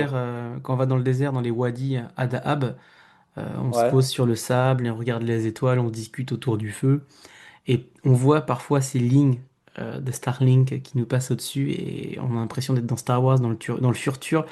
Ça fait peur en même temps que c'est excitant. C'est ouais, c'est assez impressionnant à voir. Ouais, j'ai vu deux fois, bah, une fois avec mon parent en plus, c'était assez rigolo, et une autre fois bien avant. Et c'est vrai que c'est assez impressionnant à voir. Alors après, voilà, les avantages, les inconvénients, ça, on pareil, c'est un autre sujet. On peut en parler pendant des heures et des heures. Parce que c'est vrai qu'au niveau pollution spatiale, on commence à être très bien aussi. On est bon pour polluer la planète, mais pas que. Pour ceux qui ne le savent pas. Hmm. Il va falloir faire des choses là-haut, mais c'est dans les starting blocks des agences spatiales. De toute manière, ça fait un moment qu'ils y réfléchissent. Donc, ouais, pour la petite histoire, assez passionné de spatial. Mon plus grand rêve, c'était d'être astronaute. Donc, à l'époque, j'avais passé les concours de l'armée de l'air pour être pilote de chasse. J'avais réussi à tout valider. C'était ça ou plongeur scientifique. J'avais réussi à tout valider et j'ai échoué à la dernière épreuve éliminatoire qui était un simulateur. Du coup, un peu blasé. Mais j'étais quand même hyper content parce que le parcours avait été ouf et c'était hyper enrichissant comme expérience. Et en fait, du coup, j'ai switché en plongeur scientifique. Mais ce rêve ne m'a jamais quitté. Et en fait, il y a peu de temps, j'ai eu une proposition pour être lancé dans la première promo d'astronautes privés européens. Parce Waouh. qu'en fait, aux US, tu as beaucoup de. Ouais, ouais, c'était assez ouf. J'étais sur un nuage quand on m'a proposé ça. En fait, aux US, ça existe depuis longtemps. Tu as les astronautes voilà, gouvernementaux, un peu comme nous avec Hmm. les recrutements de l'Agence spatiale européenne. Mais eux aussi ils ont aussi beaucoup de privés parce qu'il y a de plus en plus de besoins. Et en fait, là, en vue déjà de nombreux partenariats qui vont s'arrêter avec les États-Unis, entre l'Europe et les États-Unis, et en vue du peu d'astronautes qu'on a en Europe, euh, et du fait qu'ils ne peuvent pas recruter plus parce que les astronautes gouvernementaux, ça coûte très cher, et ben en fait, ils sont en train de créer des agences privées. Et moi, j'ai été approché du coup par le directeur de l'agence et j'ai eu un entretien surprise avec lui. Je ne savais pas que c'était un entretien. Et à la fin, il m'a dit, bah voilà, on aimerait que tu fasses partie de la pro. Alors là, rêve de gosse, dis-toi dans les yeux, je suis sorti les larmes aux yeux. Enfin, je te laisse imaginer le, Ouais. le truc. C'était un peu le rêve de gamin. Auquel j'aurais jamais espéré arriver un jour, qui m'est servi dans un plat tout beau, tout doré. Mais en fait, via mon expérience, avec les expériences que j'ai ensuite vécues, etc., euh, je savais que ça allait être un long process, je savais que ça allait demander énormément de sacrifices. Et en fait, tu vois, j'ai réalisé que c'est quelque chose que j'ai énormément fantasmé toute ma vie. Mais en fin de compte, le style de vie que ça nécessiterait ne me rendrait pas heureux. Genre de mettre de côté Hmm. ma vie de famille, mettre de côté mes amis, mettre de côté plein de choses. Euh, c'est pas quelque chose qui arriverait à me rendre heureux. Et tu vois, j'étais beaucoup dans le fantasme. Et le fait d'avoir vécu des déplacements longs, des missions longues, Hmm. des expéditions, je sais que c'est bien, mais à une certaine échelle et à certains niveaux, faire tout ça que de ma vie, Hmm. ça Le n'irait prix à pas. payer était beaucoup trop fort. Ouais, bah en fait, ouais, bah moi, ce que je veux être, c'est être heureux dans la vie. Et en fait, j'ai réalisé que, bah ouais, genre, je peux faire un truc de ouf. Ça va paraître ouf aux yeux des autres, mais ce qui compte, c'est pas les yeux des autres, c'est pas te dire que quand tu fais des repas en famille ou avec des amis, ouah, tu fais un truc trop bien. Non, tu t'en fous. Même si tu fais un métier basique, il n'y a pas de sous-métier. Même si tu fais un métier basique et que les gens, ils s'en foutent. Si toi, t'es heureux, genre, c'est ce qui compte. C'est pas le retour, l'image que tu as projeté aux autres et que les autres vont projeter de toi qui est la plus importante. C'est vraiment que tu Hmm. sois heureux avec ce que tu fais et ce que tu es dans ta vie. Et j'ai vraiment réalisé ça sur des déplacements longs, sur mes missions. Et me dire, ouais, en fait, être en déplacement tout le temps, bah moi, ça ne conviendrait pas. Genre, j'ai besoin Ouais. de voir ma chérie, j'ai besoin de voir ma famille, j'ai besoin de partager des choses avec eux et pas juste un week-end, une fois tous les 3 mois, ou tu vois. Hmm. Et je sais qu'il y a des gens qui arriveraient, et pour qui ça ne poserait pas de soucis, parce que c'est des fonctionnements qui leur correspondraient et Et puis c'est des ça serait histoires pas, familiales aussi parfois.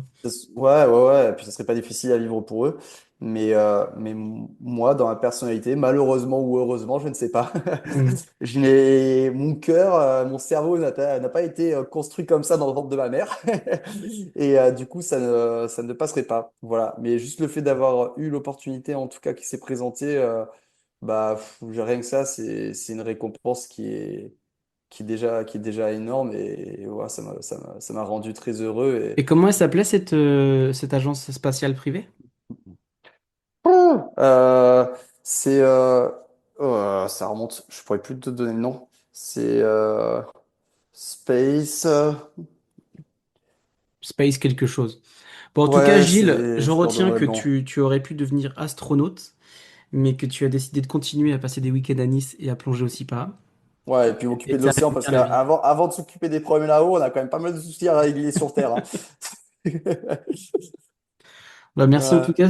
Tu vois, poser des questions parfois loufoques, on découvre des choses et je savais pas du tout que tu avais eu cette opportunité, c'est incroyable. ouais. Ah, Euh, c'est vrai que j'en parle pas beaucoup. non, mais c'est ouf. En tout cas, je pourrais titrer Gilles Gambini, il aurait pu être astronaute.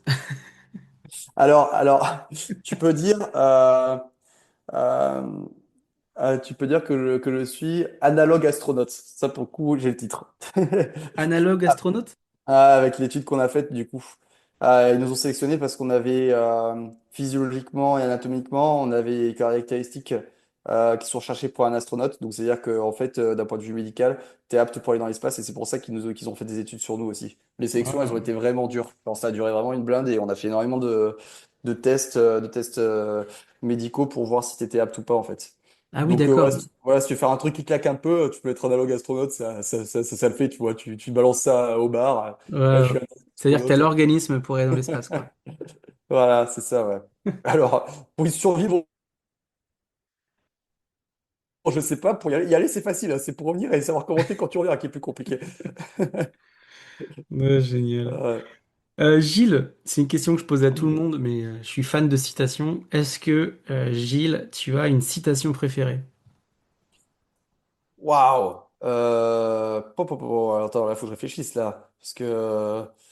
Bah, si tu dois réfléchir, c'est que t'en as pas forcément une. Euh, Bah, si, j'en ai pas mal. J'en ai pas mal. Écoute, vu qu'on est sur le spatial, est-ce que je t'en mettrais pas sur une spatiale? Parce qu'en fait, j'aime bien faire le parallèle entre l'océan et le spatial en sachant que d'un point de vue exploration, on est quand même très très loin de savoir tout ce qui se passe, tout ce qui se passe dans la mer. On connaît vraiment très peu de choses et pour moi, c'est un peu notre espace proche, tu vois. C'est un Hmm. peu vraiment tout ce qu'on a exploré. En fait, on l'a sous les yeux et on a tellement exploré ici déjà. C'est c'est assez énorme. Mais je trouve que l'exploration, c'est assez intrinsèque à l'homme. C'est quelque chose qui l'a toujours poussé à repousser les limites et à évoluer. Et du coup, j'ai peut-être te citer un- quelque chose de. Alors, c'est André Frossard. Je sais pas si tu connais. Non. Alors, c'est la station de mémoire, c'est plus on avance dans l'exploration de l'homme, moins on lui trouve de raisons d'exister. Oh, c'est dur, ça. Tu vois, dans le sens où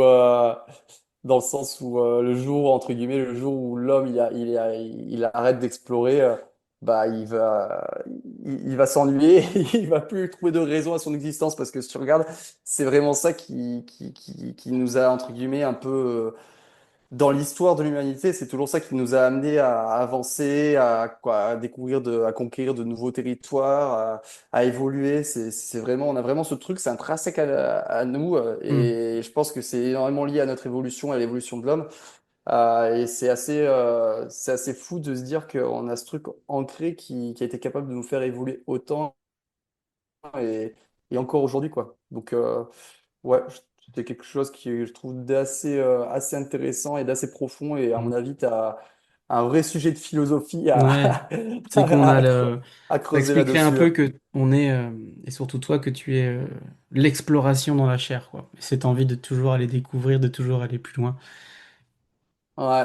Ouais, mais on a tous ça dans la chair, on l'a tous. Alors à certains niveaux. Ah, pas tous, hein. Ah, Mais franchement, j'en connais ah ouais? qui sont bien kéblos dans leur canapé Netflix et qui ont pas de passeport et qui partent pas en vacances non plus et ils sont très bien comme ça, hein.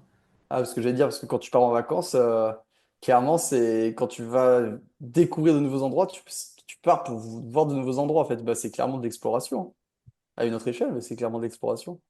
Alors Hmm. après, c'est vrai qu'effectivement, comme tu le dis, ouais, du coup, c'est un peu les reculs de l'évolution, quoi.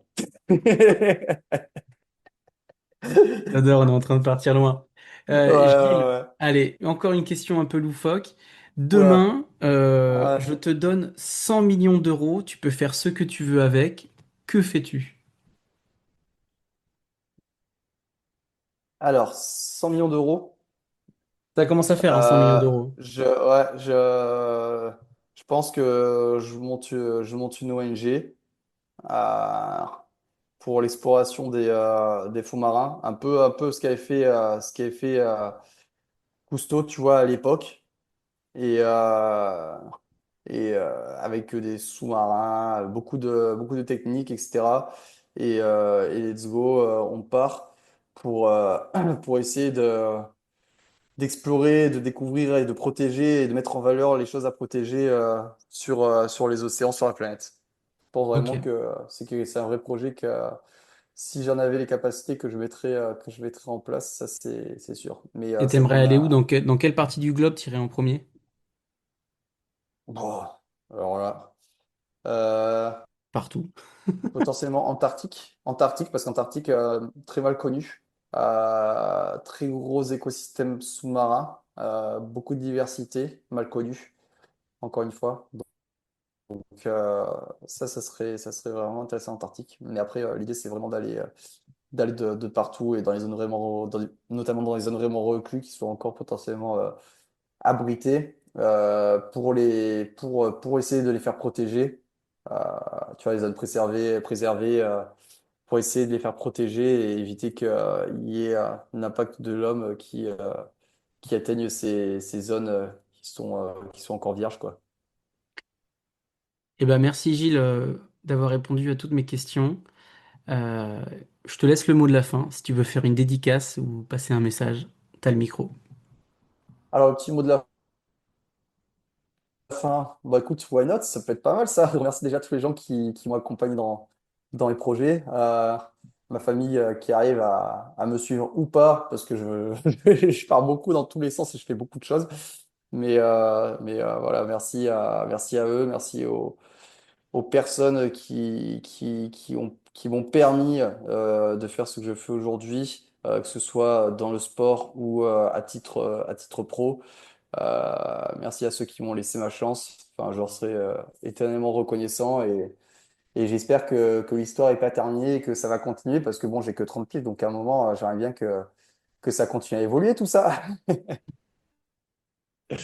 Donc Bah, en tout voilà, et puis cas, merci à toi, Julien, pour on te souhaite faire podcast. on te souhaite le meilleur sur la Freediving Family. Et puis, bah, je vais continuer à te suivre de près. Et tu viens quand tu veux sur le podcast. J'ai adoré discuter avec toi et écouter tout ce que tu nous as raconté. Bon, bah génial. Tant mieux alors si tu t'es régalé. Moi aussi, je me suis régalé. J'aime bien parler. Bon, ben à plus, mon ami. Allez, à plus tard, Julien. On se voit très bientôt. Merci encore. Ciao, ciao. Ciao, Davis, ciao. Félicitations, vous avez écouté l'ensemble de l'interview de Gilles. J'espère que vous avez appris plein de choses sur la science, les astronautes, la biodiversité, la plongée et bien entendu, le freediving. La mission de la FF, c'est de vous offrir une rencontre hebdomadaire. Ça veut dire une fois par semaine pour les gens qui ne sauraient pas dire c'est quoi hebdomadaire. Hebdomadaire, c'est tous les dix, c'est une fois par semaine. Donc c'est la mission de la FF, une rencontre toutes les semaines. Cela demande un gros travail entre trouver un invité intéressant, une invitée intéressante, trouver un créneau, préparer l'interview, faire le montage en duo, enregistrer des petits slams, des petits raps, des petits reggae, créer les posts sur les réseaux sociaux. L'objectif dans les années à venir serait d'en faire un livre regroupant les invités les plus marquants et pourquoi pas de réaliser des événements tous ensemble. L'apnée, c'est une grande famille, c'est un sport, un mode de vie rendant nos vies plus belles. Donc merci à toutes les personnes écoutant le podcast et faisant vivre cette émission radiophonique. J'adore dire radiophonique, j'ai l'impression d'être un animateur radio. S'il y a quelqu'un qui voudrait me proposer un jour le travail d'animateur radio, I'm here, ça me motive. Si vous voulez devenir un acteur dynamite de la FF, vous pouvez devenir tipeur et contribuer à hauteur de 1, 2, 3, 5, 10 euros par mois, c'est comme vous voulez. Le lien se trouve dans la bio Insta ou directement sur le site internet de Tipeur, Tipeur, je sais plus comment on dit, et vous recherchez la Freediving Family, vous retrouverez facilement le lien. Vous êtes actuellement 11 pour 36 euros par mois. On peut faire beaucoup mieux. L'objectif c'était de 120 euros minimum. On n'est que à 36 euros. Je pense que la FF mérite beaucoup plus de tipeurs. Chères auditrices, chers auditeurs, je vous embrasse amicalement. On se retrouve dimanche prochain pour un nouvel épisode. Amour, paix et CO2. Mais quand même, je vais remettre le petit reggae que j'ai fait en début d'épisode. Pour ceux qui veulent s'enjailler, je vous remets le son. Allez, bisous, cœur et CO2. Let's go pour le petit reggae. Ciao, ciao. Ici c'est la FF, ici y a plus de soucis, ici on parle de la belle vie. Aujourd'hui c'est Gilles le Gambini, tellement heureux de pas avoir lâché l'affaire. L'apnée notre sport, on va pas s'en défaire. La FF, le fer de lance radiophonique de notre sport fantastique. Je crois que j'ai réellement commencé à respirer le jour où j'ai arrêté de ventiler. En apesanteur, dans l'eau je glisse sans peur. Quel kiff pour mon cœur. R.I. vive la bradycardie. De retour à terre, la FF dans les oreilles, mon tympan vibrant, kiffant, dansant sur la voie des grands, des gens de l'apnée inspirants, plongeant, glissant dans l'océan. Pince-nez, vas-y pince-moi. Est-ce que tout ça est bien réel? En apnée la vie est bien plus belle. FF, ici c'est la FF.